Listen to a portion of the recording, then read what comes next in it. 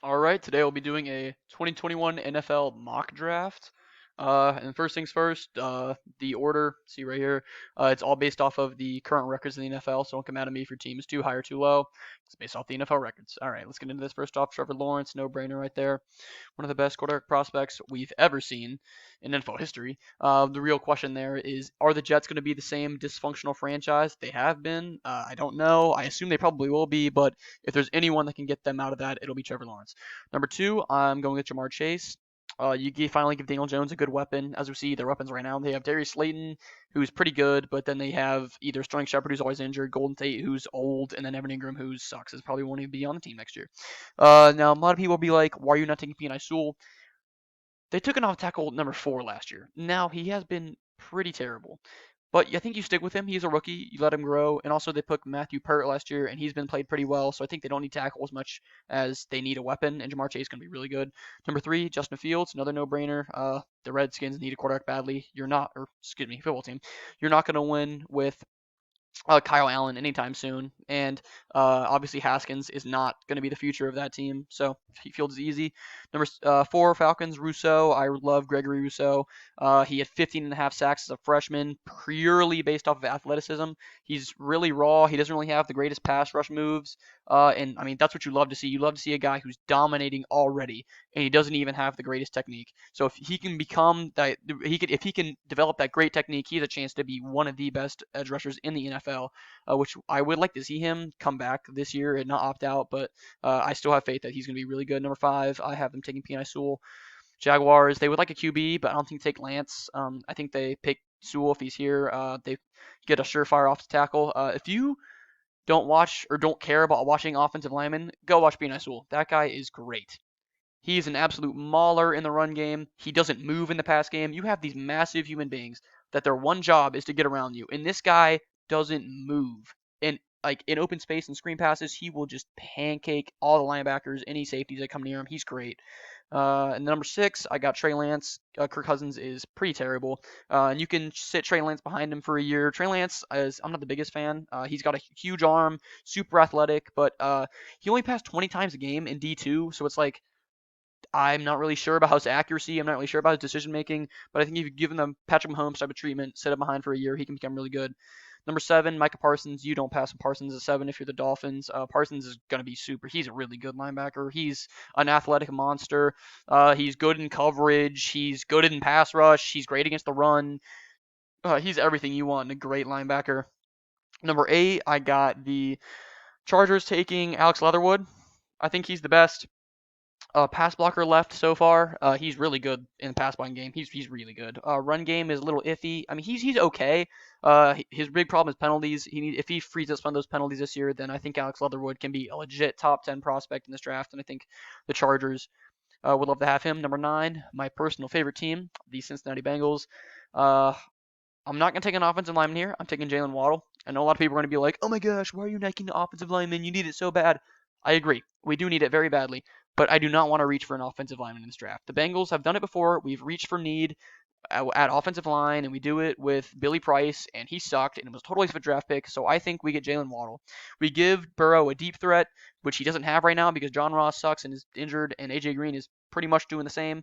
So you finally give him a deep threat that will just heal change. And I love Jalen Waddle. Jalen Waddle, in my opinion, is a top 5 prospect in this draft. He is that good, and if he went to my Bengals, I'd be very happy. And so the Bengals for us, we'd pick offensive line day 2, pick some people up in free agency, and that would be a great draft. I love Waddle. Number 10, I think Caleb Farley is the best cornerback in this draft. It's close to him and Surtain, but I like Caleb Farley's upside a lot more. I think he has like that number 1 cornerback in the league potential, absolute lockdown. He runs a 4.3. He's 6'2". He's great in press man. He's great in man in general already. I think he's really good, and I think he would be the number 1 cornerback in everyone's draft if not for the injury history. But I think 10, they would love that. 11, I got Devontae Smith. Devontae Smith is also another really, really good Alabama wide receiver. He catches everything that comes to him. I actually think that this year's Alabama wide receiver class is better than last year's. I know maybe an unpopular opinion, but I think it is. And with Galladay's contract situation and Marvin Jones Jr. being 31 years old, Devontae Smith is a great player for them. Number 12, I got them taking Kyle Pitts. Patriots, they're weapons are absolutely horrible. Wide receivers and tight ends, they don't even have a tight end. I don't really know. I guess they took their two rookies who they haven't really done anything, and I think you take Kyle Pitts, who's pretty much just a jumbo receiver. He's too fast for linebackers to guard. He's too big for cornerbacks to guard. He's gonna at the combine, you're gonna see him blow up the combine, and everyone's gonna fall in love with him there. And I think the Patriots would love to have him at 12. 13, Patrick Surtain, another no-brainer. He's gonna be another really good cornerback. I see some people take him in the top five. I really don't agree with that. I don't think he's that good. In my top five, I want you to be that man, lock up everything, and running a. He's gonna run like a high 4.5, low 4.4, or high 4.4, low 5.5. I don't really know if you can do that at that speed, but Patrick Stain is still super good. He is really good in press man. His technique is really good, so he can still cover over top, even though he's not the fastest guy. And he's going to be good in zone. I think the Broncos, they're going to like him at 13, 14. I think you get a receiver in Rondale Moore. You give Tua his NFL version of Henry Ruggs or Jalen Waddle, your speed guy. He's going to be in the 4.3s. You already have your outside receiver that's big and Devontae Parker, and so you give him a really speed guy. Love that pick. 15, I think you take Pat Fryermuth. I really like Kyle Pitts. I've seen him mocked here a lot, and I really like that fit. But Fryermuth is the next best thing. He's going to be a better blocker than Kyle Pitts, but he's obviously not going to be the best with a better weapon as him. But he's still going to be a very good tight end. And I think the Panthers really need tight end. Who's their tight end right now? Do I even know? Ian Thomas even play? I don't think so. But Fryermuth, I really like that. 16, I'm going Shaun Wade. Interesting pick though for me personally. I'm not the biggest Shaun Wade guy. Ohio State's and cornerbacks, I really don't know how they mix too well because we've seen in the past Garyon Conley and Eli Apple, those type of guys, they really don't work out at all because they get a boost from the pass rush. They have these great pass rushes at Ohio State that they get to the quarterback in about 2 seconds, and it makes you look better at corner than you actually are. But then Shaun Wade as well. He's only played slot corner, so he's got some red flags in my opinion. But if we can see him this year play really well outside corner, because he's obviously got the physical tools to do that, and if he does that, then I think 16 the 49ers would be a great pick. 17, if Dylan Moses is there, I'm picking Dylan Moses. I know quarterback might be a spot, but I think you don't pass on Dylan Moses. Dylan Moses is if you're the Saints. Linebacker is a bit of a place they need a draft here, and Dylan Moses is another just athletic freak. I think he's going to be back in the top 10 conversation if he can get better in coverage. He's really inconsistent in coverage, but if he can develop this year and show that he could be a good player in coverage, then I think he can be back in that top 10 conversation like we thought he was last year before his injury. 18, I got Marvin Wilson going to the Raiders. I would like a cornerback here, but I think it'd be a bit of a reach. Who would they pick? Who's the next best corners? Asante Samuel Jr., who else? Paulson Adebo, Tyson Campbell. I think it'll be a rich year, so I'm going to take Marvin Wilson, who is going to be a good player. He's like a Derrick Brown Jr. type of guy where he's just going to eat up blocks in the pass rush, and then he's going to be great in the run game. And then the Raiders, they need interior defensive linemen. I don't even know who's on that interior. Yeah, that's not a good thing. So I think Marvin Wilson's going to be a good player there. 19, I'm picking Nick Bolton. I know a lot of people might say this is a reach, but I really like Nick Bolton. I think he's the best cover linebacker in this draft. And the Eagles desperately need linebackers. I mean, who do they got out here? Nathan Gary? Are you kidding me? I think Nick Bolton's a good pick here for the Eagles. They really need a linebacker, and he'll do that for you. 20 is very interesting for me because I'm not sure what to do with the Browns. I want cornerback here, but once again, a little bit too much of a reach, and I see Carlos Basham there, and I want him there. Carlos Basham, he's a good player. I think I liked him a little better before this year. I really wanted to see how he would do in that Clemson game, and he didn't play the greatest. Now, obviously, he had to go against Clemson and Jackson Carman and that offense, which is just, it's so much better than the Wake Forest defense that it's really not fair to put him out there and expect him to do stuff. But if he would at least been a little bit dominant, I think Carlos Basham could be a top 15, maybe even top 10 type of player. But at 20, he's still really good. He's really good against the run and pass, which I think is good for the Browns because they have their really super dominant pass rusher in Myles Garrett, and on the other side, you have a guy who's good in the pass rush and also pretty good. He's not pretty good. He's like really good in the run game from the outside. So Basham, I like that. 21, I'm going ETN. Not too many holes in the Bucks team, to be honest. I really don't see too many holes in that team at all.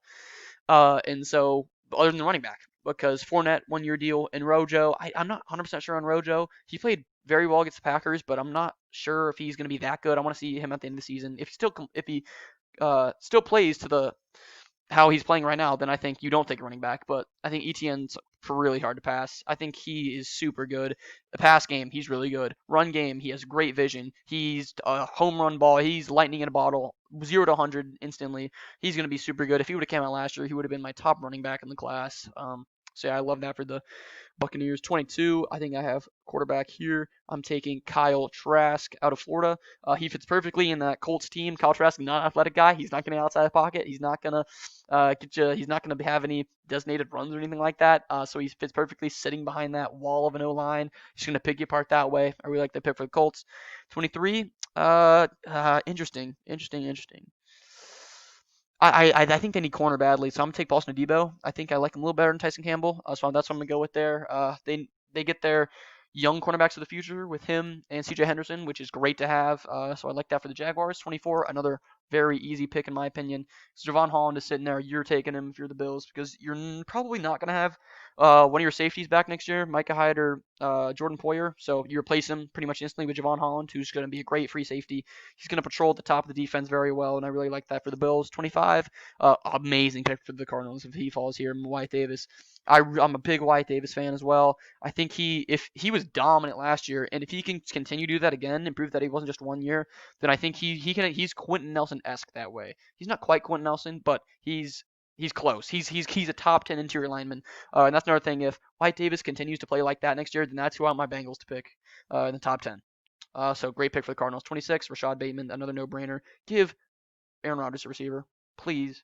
And Jordan Love for the future. Give him a receiver. Rashad Bateman, big outside receiver. I mean, he's what you want for the Packers. Why wouldn't you pick a receiver here if he's there? I don't get it. But he's going to be really good. He has really nothing to prove this year. He played super well last year, so Rashad Bateman, good pick. 27, another easy one. Sam Cosmi to the Chiefs. You can get rid of Eric Fisher's contract, and you can get fresh legs down there on the offensive tackle. And he's pretty good, really good value at 27. So like Sam Cosmi there. 28, another interesting one. I'm gonna go Quincy Roche because the Ravens are a very interesting team. Uh, Matthew Judon's probably going to be gone after this year. They don't have the cap space to repay him, especially after they have to give big money to Ronnie Stanley and Lamar Jackson in a couple years. So you get Roche, who's a bit of a pure pass rusher, which they don't really have right now, that much of a pure edge threat. They pretty much have to blitz a lot to get to pass rush, which works against teams with terrible O-lines and not great receivers. But then you see you're not going to beat the Chiefs doing that because their O-line is above average, and then the receivers are I don't think there's a secondary in the league that has good enough players to stick with the Chiefs pretty much all in man-to-man. And especially Patrick Mahomes, they're just going to tear you up like we saw they did. So I think you get Roche, a guy who you don't have to just blitz like 7 every play to get the QB. You hope that he can become just a pure pass rusher. 29, Barmore. I love Christian Barmore. He's another really athletic guy from the interior. I thought that he could have had Quinnen Williams type of jump this year. He hasn't been the greatest so far, but I still love Barmore. And he goes to the Bears, and you make what you're great at still great. Which I really like, and especially from a pass rush standpoint, because pass rush is so important. So I like that. 30, again, Jalen Twyman, another easy one. He's going to be like a little defensive tackle, defensive end, split type of guy, which just like the Bears, you continue what you make what's great, and you continue to be great for the future. Because Cameron Hayward's old. You let go of Javon Hargrave last year, and you pick up Jalen Twyman, who's going to be another great player right there. Quarterback is interesting because I would like Kyle Trask to go here, but he's not. And then I wouldn't reach for any of the other QBs like Zach Wilson. I don't know, just 30. I think you'd rather go with the Twyman. 31. This is another pretty easy one. Tyson Campbell sitting there. You were taking him. Cornerback is a big need for the Jets, and so you take Tyson Campbell, a guy who is good in man. He played in the SEC all 3 years or 4. I'm not really sure what he is. But he did get beat by or not Judy, by Jalen Waddle in the last game. But I mean, it is Jalen Waddle, so not many people in college football are going to pretty much. I'd go with 0. We're going to stay with him one-on-one, but so you can't really get mad at him for that. So I like that pick for the Jets. 32, interesting. Kind of tough if Twyman and Barmore go 2 picks before the Titans because I love those guys, the Titans. But I'm gonna go with Kwity Paye. I like Kwity Paye or Pie, however you want to say it. He's an athletic monster. But is he gonna be that great of a player? I don't really know. If you're picking 32 or picking where the Titans are, you don't have to have a great player already. You can kind of take a little bit of a risk with just an athletic freak who has a chance to become super amazing. So I think Kwity Paye is that player, and they really need help, pass rush help, especially after Clowney might leave this year, or probably will, I guess. So yeah, there's the draft for me. There's a little overview of it. Whoops, my bad. all the way back up to the top. Trevor Lawrence. So yeah, tell me what you think about it down below. I don't care. You can give me positive criticism below. I don't really care. I'll respond to you. It's entertaining. So yeah, this is my first video also. So make sure you subscribe and like. If you want to see more from me, I'm gonna have a lot of videos coming out soon because NFL season's getting good, and I love talking about the NFL. So yeah, see you guys next time.